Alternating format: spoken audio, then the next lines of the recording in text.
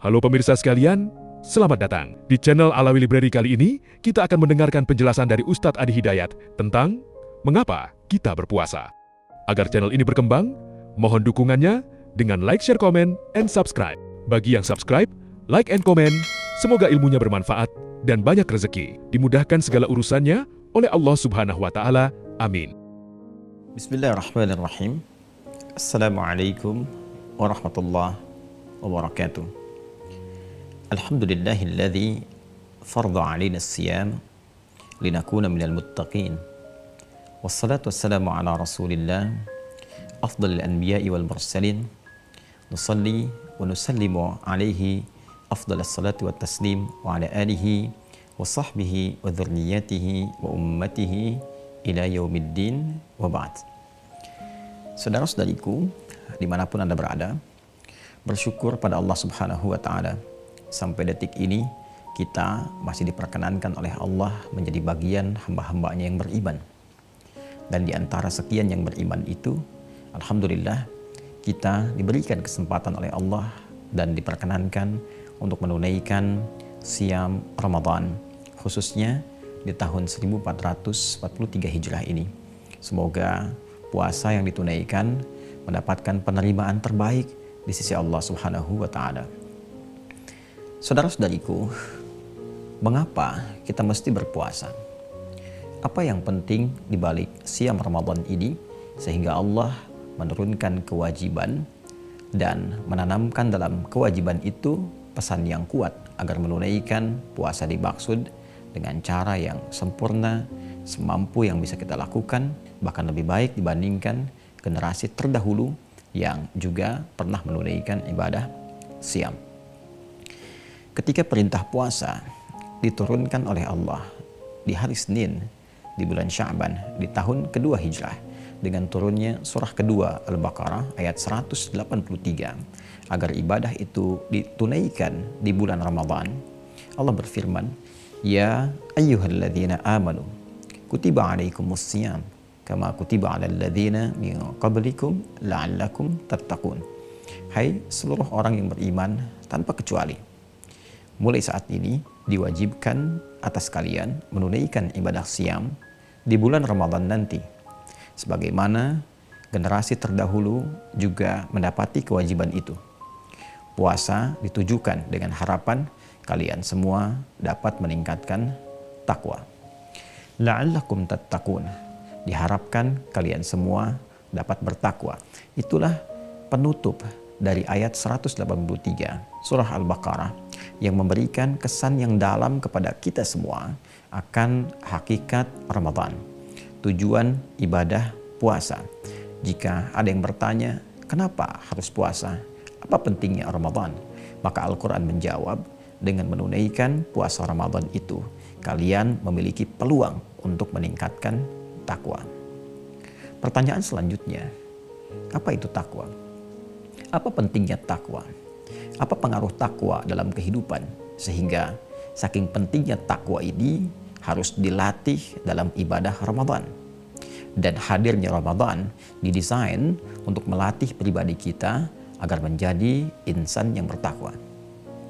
Hadirin, takwa secara singkat adalah akumulasi dari karakter moral, kumpulan-kumpulan sifat baik yang hadir dalam jiwa setiap manusia, dan dari pancaran karakter moral inilah kemudian akan mengeluarkan sifat-sifat yang dieksekusi oleh bagian tubuh kita menjadi sikap yang mulia dari ujung kepala sampai dengan ujung kaki.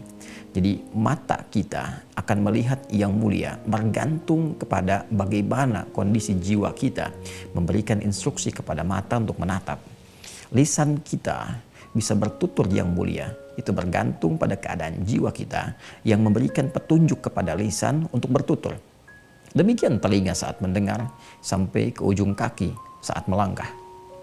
Pusat instruksi, pusat yang memberikan sinyal, pusat yang memberikan perintah kepada bagian tubuh kita untuk bersikap, bertindak, berperilaku yang baik, itu yang disebut dengan takwa. Karakter moral yang memberikan instruksi kepada bagian tubuh untuk melahirkan karakter kinerja. Ini yang dimaksud di Quran surah ke-91 Asy-Syams di ayat 7 sampai dengan 10 itu. Wa nafsin wa ma sawwaha fa'alhamaha fujuraha wa taqwaha.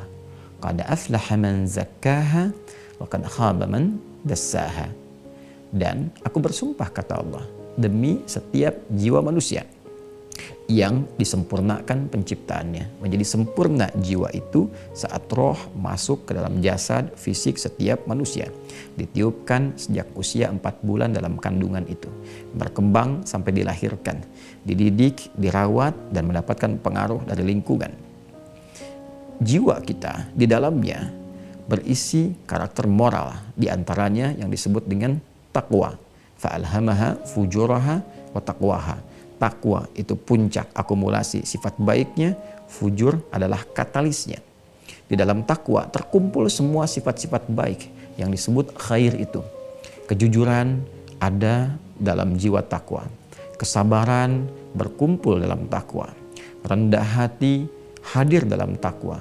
Demikian seluruh sifat baik, sifat khair terakumulasi, tersimpan dalam satu bagian jiwa disebut dengan takwa.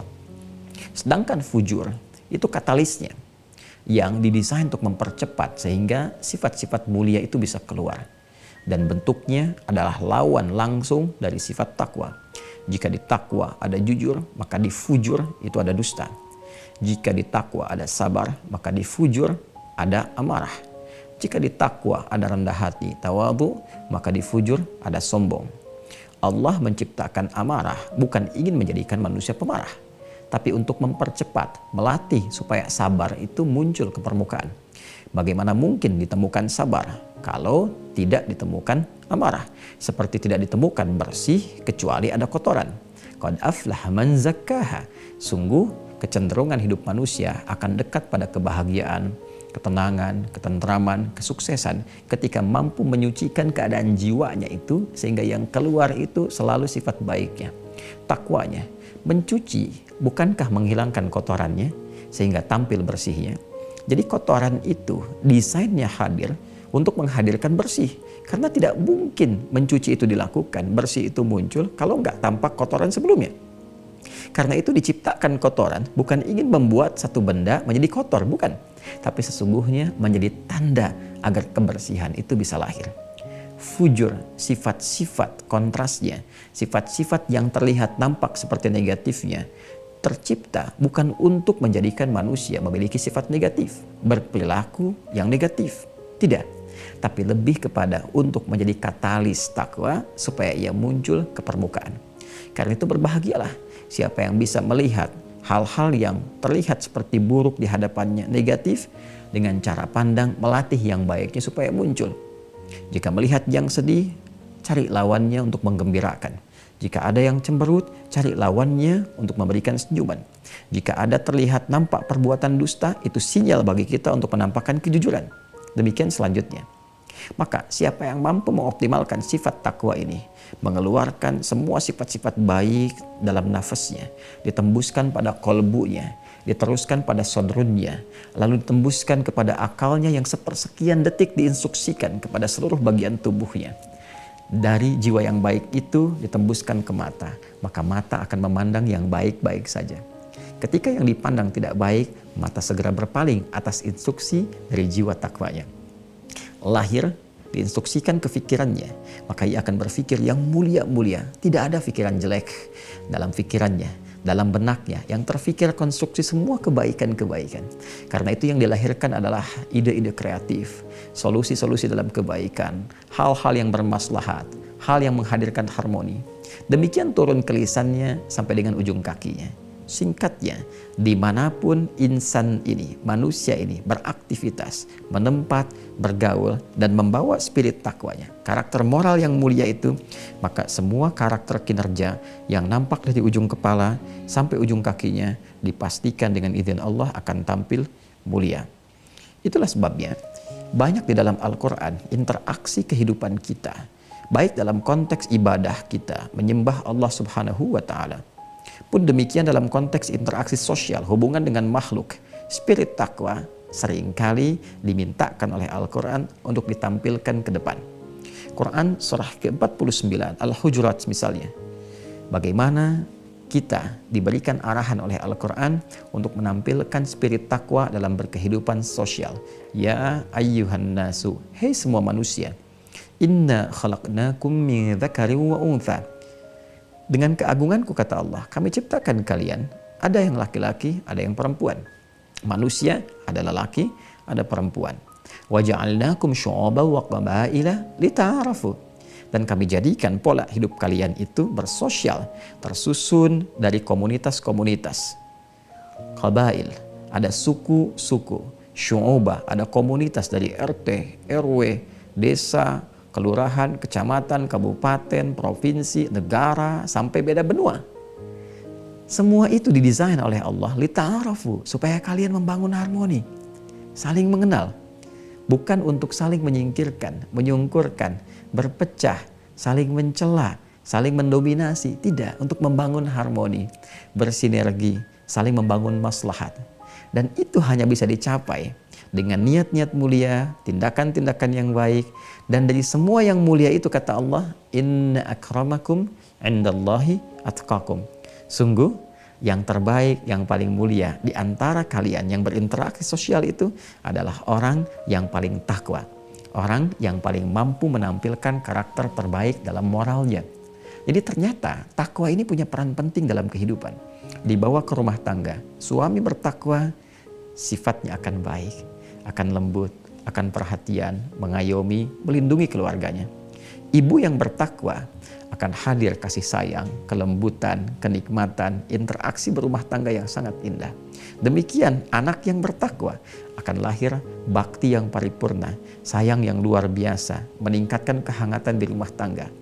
Pekerja yang bertakwa, direktur yang bertakwa, pimpinan yang bertakwa, presiden bertakwa, panglima bertakwa, rakyat bertakwa. Jika semua mampu menampilkan kebaikan dalam hidupnya, maka baik-baik itu, semua sifat itu akan melahirkan harmoni dalam kehidupan yang kompleks, yang beragam, baik secara individual ataupun secara sosial dan secara komunal.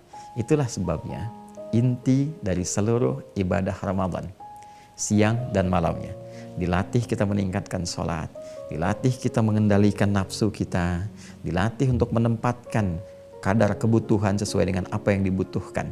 Makan tertata, minum tertata, aktivitas tertata, ibadah tertata. Pada puncaknya, semua tatanan itu ditujukan untuk melatih jiwa takwa kita supaya dapat muncul ke permukaan.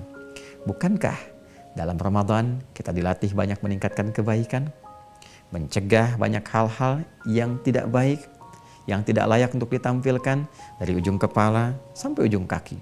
Pikiran yang buruk ditahan, kata-kata yang kotor dijauhkan, pendengaran yang tak layak untuk disimak kita tepikan sampai ke ujung kaki. Sebaliknya, semua yang baik, yang ditatap, didengar, dikatakan, dilangkahkan, digerakkan, semua dioptimalkan untuk dilakukan. Karena itulah puncak takwa akan melahirkan satu perisai terbaik yang mencegah dari keburukan, disebut dengan junnah, dan saat yang bersamaan mengoptimalkan karakter kebaikan yang mendekatkan kita kepada jannah. Hadis Nabi sallallahu alaihi wasallam, as-siyamu junnatun. Orang yang puasa dengan benar, maka puasa yang ditunaikan dengan benar itu potensial menghadirkan perisai untuk mencegah pelakunya dari berbagai perbuatan-perbuatan yang negatif. Saat yang bersamaan mendorong, memotivasi, mensupport pelakunya untuk mendekatkan diri pada berbagai kegiatan yang positif. La'allakum tattaqun, supaya kalian mampu menjadi pribadi yang bertakwa.